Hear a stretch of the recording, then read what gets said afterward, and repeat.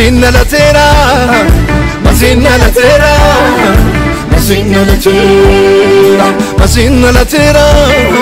masina la tera, masina la tera. Jesus la tera nufi, Jesus la tera nufi, Jesus la tera. Samni waaqayyo biyya keessa ta'ee biyya alaa kan jirtan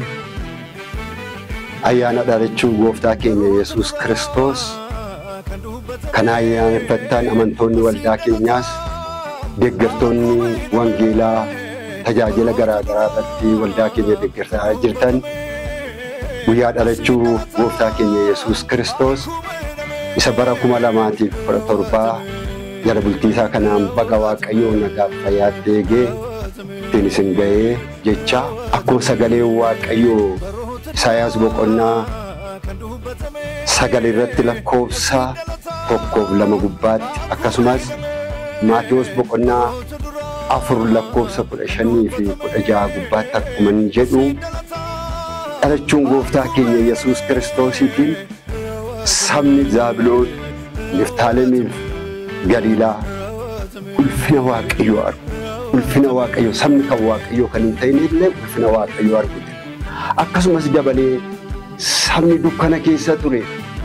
dukkanaan haguugamee tures ifa waaqayyoo argu gadi bu'ee sabni qambarrii du'aa jala ture jireenya arga dhalachuun gooftaa keenya Yesuus Kiristoos eebba waaqayyoo ifa waaqayyoo du'a jalaa ba'uu fidee dhufe jechuudha. Yesuus Kiristoos kana fidee dhufe kan isan beekne kan homaa jireenya beekne jireenya uume kanaaf dhalachuu gooftaa keenya Yesuus Kiristoos kana adda goonee waaqayyoon galateeffannaa galata kanaan waaqayyotu nu ga'ee baga guyyaa kana geessanii hundumti keessan lafa jirtanitti waaqayyoo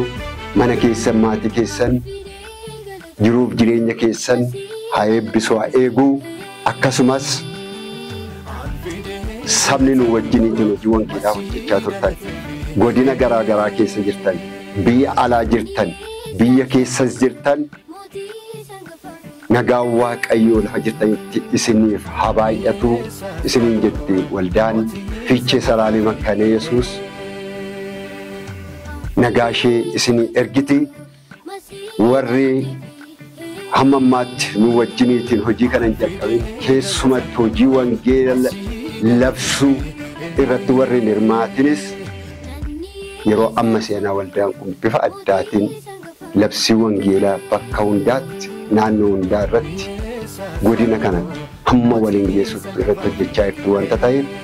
eebba kana irratti hirmaataa isin jira waaqayyo bara kana bara nagaa bara eebba bara jaalala bara tokkummaa bara walii galtee hunda keenyaaf godhu gooftaan jiruuf jireenya keessan eebbisu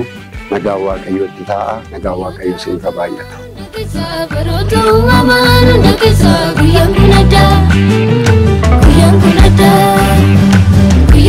Turan unda kesa baroto mama unda kesa yang kunada